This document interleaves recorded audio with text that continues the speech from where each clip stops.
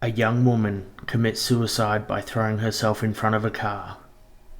An experienced detective attends the scene and finds the word Jesus and Christ tattooed on the woman's feet, and the number 666 written across her arm. This begins the occult obsession of Kerbis, the Hound of God, Yonker. Due to the graphic nature of this program, listener discretion is advised. Welcome to the Ritualistic Podcast. I'm your host Dave, and things are about to get ritualistic.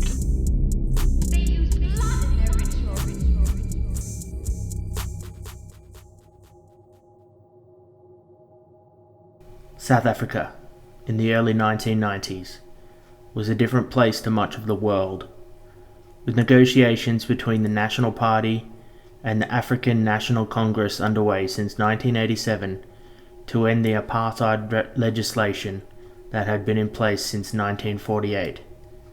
These negotiations resulted in the release of Nelson Mandela, an ANC leader and activist, in 1990, and the abolition of the apartheid legislation in 1991, with the country looking to the free elections being held in 1994. In 1992, in South Africa, the moral panic known as the Satanic panic is in full swing, with gruesome murders, kidnappings, and sexual assault blamed on Satan, the occult, and witchcraft. The police occult-related crimes unit, led by fundamentalist Christian Kerbis Yonker, along with Rieta Everton, was tasked with investigating all occult-related crimes under the Witchcraft Suppression Act No. 3, 1957. Quote, occult-related crime means any human conduct that constitutes any legally recognized crime, the modus operandi of which relates to or emanates primarily from any belief or seeming belief in the occult, witchcraft, Satanism, mysticism, magic, esotericism, and the like. Included in the scope of occult-related crime are the ritual muti or / medicine murders, witch purging, witchcraft-related violence, and sect-related practices that pose a threat to the safety and security of the Republic of South Africa and or its inhabitants. This is the SAP's objective of the investigation and prevention of occult-related crime. In South Africa, the Satanic panic refers to Satanism, occult esoteric religious practices, and traditional African witchcraft, voodoo, vampirism, ritual abuse, rape by a tokoloshi, and muti medicine, and even graffiti that reflects such themes.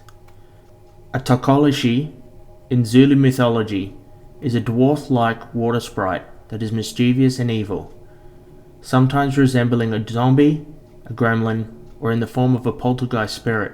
This entity is created by shamans as revenge for being offended or wronged by another.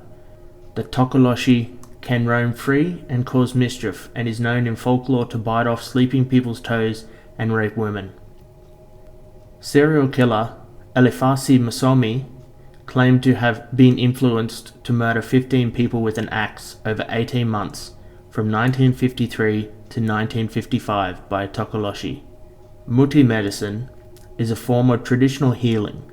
It is not so much a ritual sacrifice to the gods, but rather sometimes uses human body parts in the traditional witchcraft medicine. The killings of people for this purpose are known as muti killings, and in modern times is more prevalent in some areas in the northern province of Gauteng, which is home to Pretoria and Johannesburg. The body of Dawn Howarth was found dumped in a shallow grave at her home in the southwestern city of Cape Town in September 1992. She was found bound with her own pantyhose, savagely beaten and bloodied. Her daughter Angelique was also missing. Described as thin with long black hair, the 16-year-old was known as a bit of a loner who never smiled. Later, she and her 18-year-old boyfriend Lawrence Van Blerk were found with satanic paraphernalia in their possession whilst on the run from the authorities. The pair had beaten Dawn also over the head with a frying pan, strangled her with a wire hanger, bound her, and then dumped her. At his murder trial, Lawrence Van Blerk testified that he was possessed by the devil inside and was influenced by an unknown force. This, however, was later dismissed, with the judge in the case, Justice Williamson, saying that the court accepted that people could become possessed by demons, but he was not convinced in this case. As the trial went on, it became clear to the court that this was nothing more than a manipulative young woman having power over her love-struck boyfriend. Angelique and Lawrence were eventually found guilty and received only 11 years and 8 years in prison respectively for the crime. They are out on parole right now.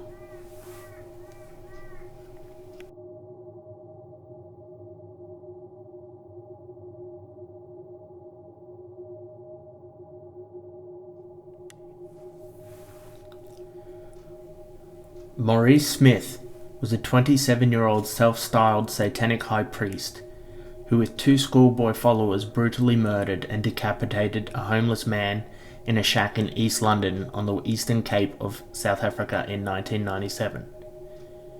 Smith was self-styled and followed his own satanic practices and rituals, and not those of any organised group. Smith testified that he murdered the unnamed man because he wanted the man's skull to obtain his power. Smith was sentenced to 30 years. His accomplices were 2 brothers, who at the time were minors. They turned state witnesses and did not receive any jail time. Cobus Jonker said this murder gave SAPS their first concrete evidence of human sacrifice. In a British documentary on the South African Occult Crime Squad, which can be found on YouTube under the heading the South African Police Service Occult Related Crimes Unit, Cobus Jonker was shown talking to Smith in his prison cell. Smith claims that while he was committing the murder, he was singing songs by the metal band Slayer. They, along with the evangelical pastor, go on to pray. Jonker says, "Normally they, Satanists, use it, the decapitated skull, for the altar, whether it is for drinking blood, whether it is for the initiation process. Most of the time it is used for initiation of young girls, where they use the head on the altar. It is very, very important to have a head, because they believe that a person's soul has gone through it, and it is a big bonus if the victim was a Christian. This would have been a big bonus." On Sunday, December 30, 2001, Gunter Brandstetter, who was reported to be one of the schoolboys, was found dead in his parents' pool. He was fully clothed and had a wound to the back of his head. Neighbours found his body after seeing him floating in the pool, with a blood trail leading from the house, and payback time written on the fridge. This led investigators to believe this was retaliation for Gunter's involvement in the homeless man's murder, or that Gunter was murdered by Satanists.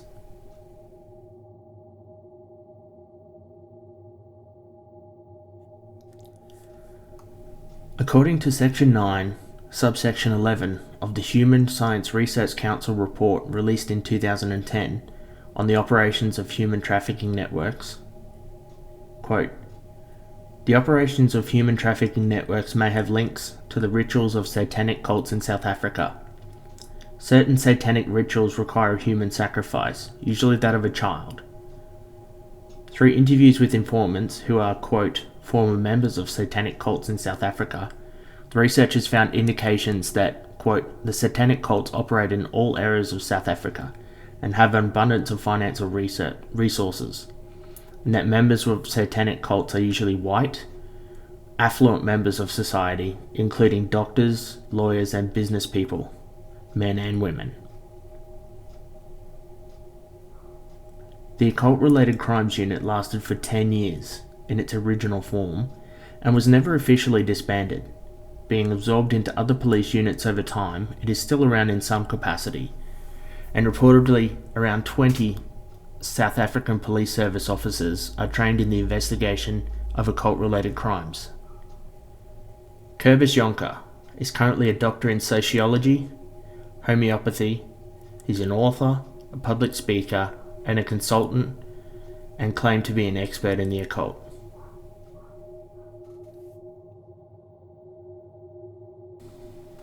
A 27-year-old insurance broker, Alison Botha, born and raised in the South African coastal city of Port Elizabeth, had enjoyed a leisurely Saturday afternoon with her friends at the beach. Her friends then joined her in the evening, playing board games at her apartment late into the night. At the end of the night, Alison had offered to drop her friend Kim home, and as she returned to her apartment, she noticed that her normal spot in front of her apartment had been taken, and she searched the local streets, eventually finding a park a short distance from her apartment in a dimly lit street underneath a tree.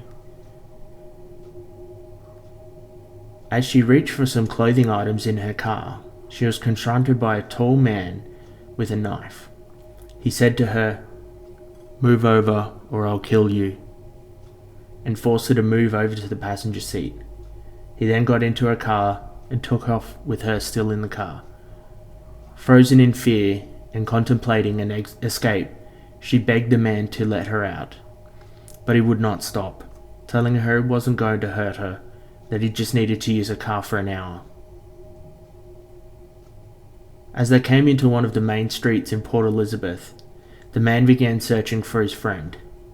After a short search, looking through the crowds of local nightlife, they stopped, and a man got in. In the early hours of Sunday, December 18th, 1994, her abductors drove her to a secluded beachside road on the outskirts of the city, eventually pulling off the road and getting the car stuck in the sand on the way through to a clearing littered with remnants of campfires and trash.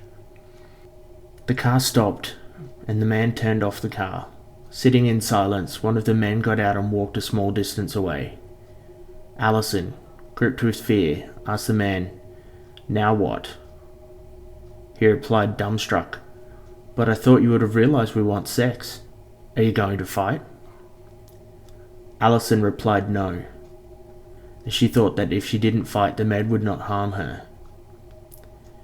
The men ordered Alison to take off her clothes, and she complied, and then grabbed her and forced her to perform fellatio at knife point. The man then pulled her head back and started to orally violate Alison before raping her. She could see the other man was watching. The man then called his friend over and asked if he was going to do the same. That man walked over to Alison's door, opened it, and began his attack. But he stopped and slammed the door, saying, "I can't do this," and sat on the front of the car, brandishing a large hunting knife. Alison began putting her clothes back on, thinking the men were finished. The men discussed what they would do with Alison. One asked, "What do you think old Nick would want us to do with her, hey?" And the response from the other being, "I think he wants us to kill her." Old Nick being the nickname for the devil. The men then told her to take her clothes off again, and to give them her jewellery. Fearing the worst if she didn't comply, Alison again stripped naked and handed the man her rings. The men grabbed Alison by the neck, trying to strangle her. Alison whispered, "Please don't kill me." The man replied, "Sorry." The men set upon her, crushing her throat, trying to strangle her, in an attempt of murder. When this failed, they began stabbing her in the abdomen more than 37 times, disemboweling her in the process, and when she continued to show signs of life, the men slashed at her throat over a dozen times and left her for dead in the bush. Alison's vision soon blacked out, but she was still aware of what was happening, and she realized that she had injuries so bad that her head had fallen backwards. She had to hold her head forward with one hand so that she could see. She realized that she could feel her intestines outside of her body. She tried to return them into her abdomen and found a shirt that the men left behind to hold her stomach. Somehow she remembered the names of the men, and managed to scrawl the names in the sand, and then, using the light of the moon, found her way out to the road and tried to get help. Now breathing only through her open trachea, she laid in the middle of the road. Allison heard a car stop. She tried signaling for help by waving her arm. Then she heard the door open, but the person got back in the car and drove off. Allison thought maybe it was somebody who was too frightened to get out.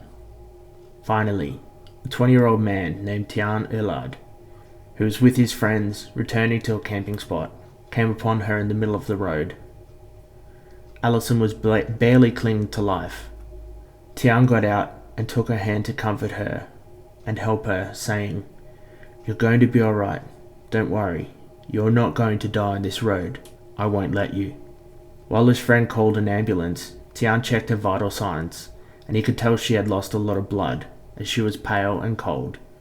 He used his shirt to keep pressure on her neck wounds, and Allison motioned for him to lift her shirt. What he saw was terrifying, and he covered her in a blanket that another motorist had given to him. Tian sat with Allison, talking to her and keeping her awake. He tried to get information from Allison about the attack, using squeezes. 1 squeeze for yes, 2 squeeze for no. They waited for an ambulance. Finally, after 4 calls and almost 2 hours since she was found, the ambulance arrived and took Allison and Tian to the casualty unit at the provincial hospital at Port Elizabeth. Tian told Allison he would be there when she woke up. Allison was operated on by a thoracic surgeon who was on night duty, Dr. Volodyo Angelov, who would later state, "She was filthy, black as a coal miner. Her entire body was covered in a fine layer of black sand. Her eyes had hemorrhaged and were blood red. Her hair was matted with sand, twigs, leaves, and dried blood. Her knees were cut and her feet were lacerated and her fingernails were black. Miraculously, despite her throat being cut so severely ear to ear that the surgeon could see her spine through it, the major arteries and voice box were missed, and her abdomen was so damaged that it had dozens of ruptures and had to be meticulously stitched and repaired internally before being stitched extensively externally. Allison had survived, but she was still in a serious condition, with many potential complications threatening to take her. I picked up the phone. He said to me, "This is the provincial hospital," and of course my heart just went into a cramp. And when I got there, she had been out of theatre about, say, 15 minutes. And she was full of tubes, and she had breathing apparatus on her face. Her face was dirty, her hair was full of blood and dirt, her eyes were enormously swollen and full of blood, and she lay there, and I just went close to her bed, and she said, "Hello, my mommy." And I couldn't believe that she could recognize me and speak. And then she said, "The police must get the people who did this thing to me." And I said to her, "Alison, don't worry, they will." When she awoke, Allison's mother was there, and her father had flown from Johannesburg to see her. Tian had visited her, as did Detective Nadia Swampole, who brought an album of mugshots with her on the hunch that she knew who may have attacked Allison. As she was conscious throughout most of the attack, Allison had remembered the faces of her attackers and was able to point them out to police as she flipped through the mugshots. 26-year-old France Dutoit and 19-year-old Tience Cougar were apprehended on the morning of December 19th. The pair were well known to police, with France having raped a 20-year-old in February 1994, and the pair having raped a pregnant 21-year-old woman on December 4th, 1994, a crime for which the men were on parole for when they attacked Allison.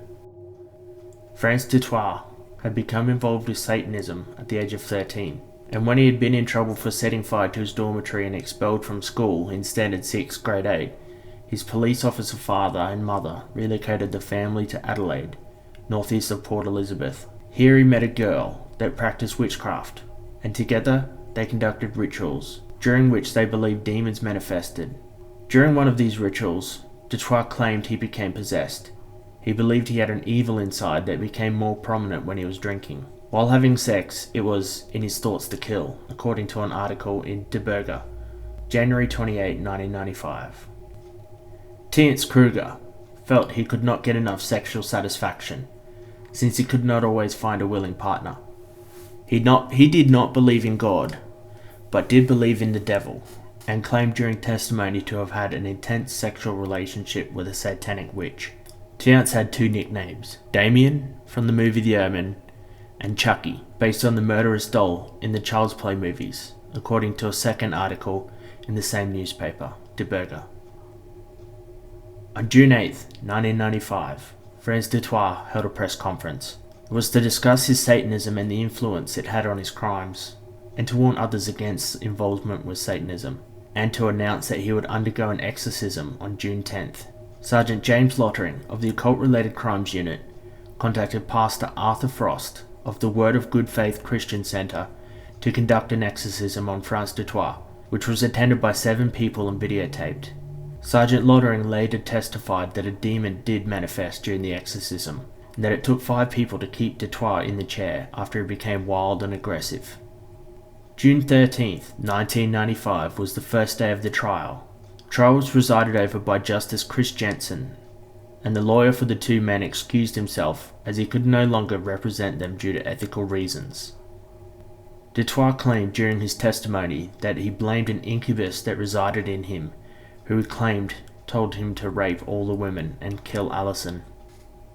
Dr. Kerbis Yonker testified that Detoire was unable to say the name Christ during the exorcism, but that he did not believe the possession had an influence on the attack on Allison, as during the possession, the possessed person retains freedom of choice, and that complete demonic control would result in memory loss, that he was troubled by the premeditation of the rapes, and as he believed demons are not picky and do not care for physical attractiveness, Yonker believed that if the demon had influenced Detoire, that he would have attacked his wife as well, but they supposedly only instructed him to attack random pretty women.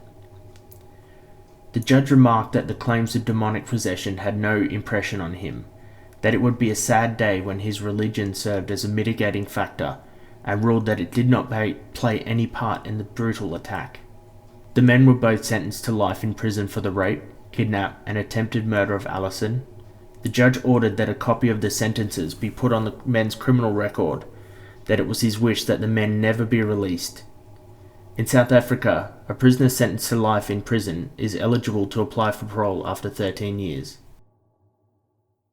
Allison was one of the bravest women I've ever met. I cannot understand how she stayed so calm in a situation like that. She forced herself to be calm, to be cooperative, and the whole time that she was in their company, she noticed little things that they were doing, what they were saying, and she shared all that with me. I mean, she came up, she'd phone me in the evening and say, look, I just remembered something, and give it to me. Something that she thought wasn't important, but it was important for the investigation. Allison Botha is a remarkable woman. Choosing not to be a victim and taking her life back to become successful, to become a spokesperson for the women who couldn't speak for themselves, and to tell them it is not their fault. They did not need to hide or feel shame. Allison has been awarded many awards, including Woman of the Year in 1995 by Femina magazine, and 1995 Citizen of the Year by her home city of Port Elizabeth. Allison wrote her book, I Have Life, which was released in 1998, and has since become an inspirational speaker travelling South Africa and to over 30 other countries for the last 20 years, sharing her story and inspiring many people in the process. She is also the mother to 2 children. More recently, her story was turned into a docudrama titled Allison, which was released in 2016.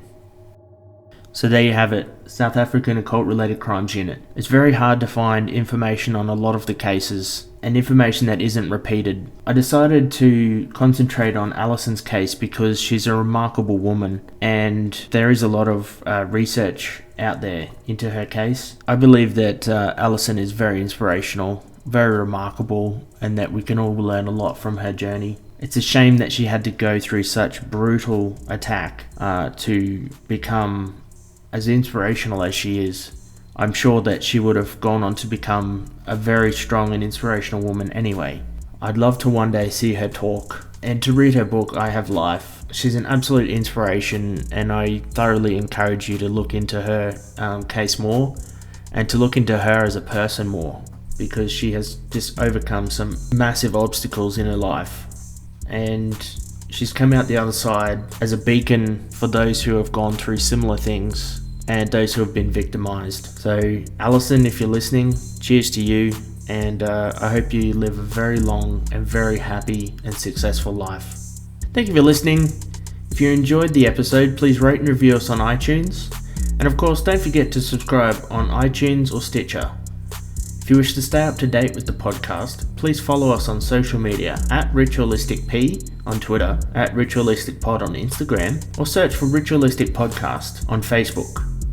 If you wish to send through constructive feedback or to make a show suggestion, please email ritualisticpod@gmail.com. I'm Dave. This has been Ritualistic Podcast. Stay safe, stay awesome, and see you next time.